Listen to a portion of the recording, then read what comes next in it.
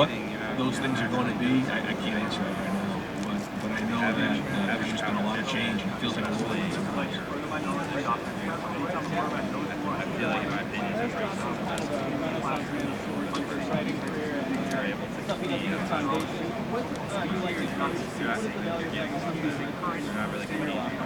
a Very, very impressed with Paris Johnson. Through the recruiting process, his mom, Monica, has been excellent. Sister Sydney, they were a pleasure to recruit. And even now that he's here, he's even better than we thought he would be as a young man. He's moved from tackle to guard, really unselfish move. Like you said, he does work with his foundation, has an impact on people. He's already shown leadership, and we're very blessed to have him part of the program. His best football is certainly ahead of him.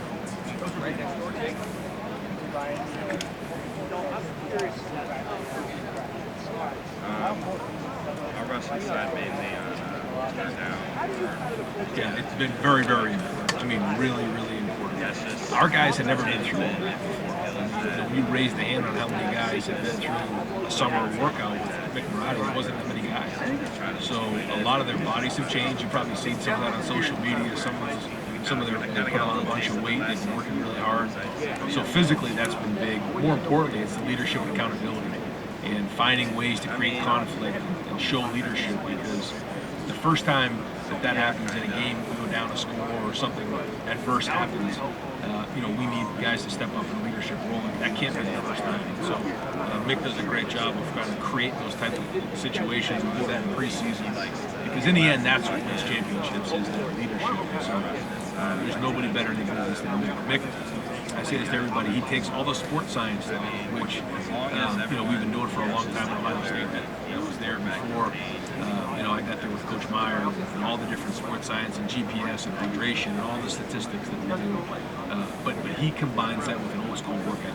We're holding guys accountable. Where if we say get behind a line, you have to be behind a line. If we say finish through the cone, you have to finish through the cone +2. If you don't, you have to do it again. That's, to me, the key to a great strength and conditioning program, and that's why Mike's been so good. I mean, I think it's really made a difference. I know there's no such thing as ideal situations, but your offense, your skill versus your offense, how close is that to an ideal situation for a new quarterback? Well, I think, like you said, we have the pieces around him where if he takes care of the football and makes the routine plays routinely, he's got a chance to be successful in this offense right now. And that's the idea. Because when you look at the guys that are around him in the surrounding cast, it's got a chance to be pretty good. So, like you said, I think it's an exciting situation for those guys to play. What should we expect from Court Williams?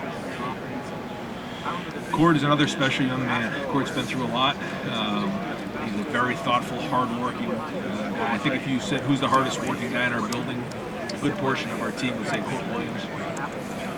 He's there. Sometimes he's there at 5:30 in the morning, and I go home at night. He's still there. He's unbelievable. His work ethic, the way he's rehabbed his knee. So we're all dying to see him get on the field and play this year. He's a safety right now. Yep.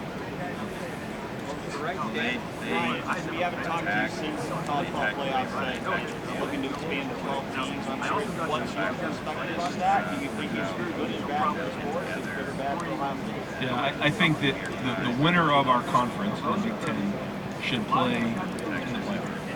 Now, what that means, kind of leave it up to the experts. I don't know if 12 is the right number. I don't have enough time to figure all that out. I'm trying to beat Minnesota. But I think the things to consider are the number of games. Certainly, we're talking about 18 and 22-year-olds. The wear and tear on the body. We have to be smart about that. We have to be smart about the venues, where we play. Certainly, we'd love to host, the University of Miami, on December 13th, of course, 20-degree weather, but I'm not sure that's the best experience for our student athletes. I don't know. Those are things to be worked out.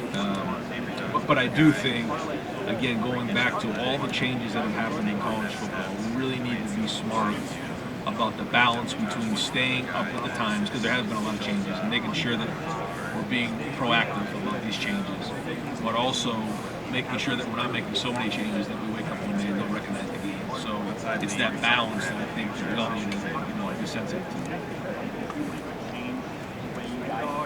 season if it was a 12-team playoff instead of a 14-team playoff? Well, it would, yeah, for sure. Like you think about this game, this season, you know, we open up and we were to lose to Minnesota and Oregon. He just The whole season is ruined. got older. In that scenario, you can run the table and win the national championship. All you got to do is win the conference, and you're in. So it's a very, very different approach. So we'll see if we get to this.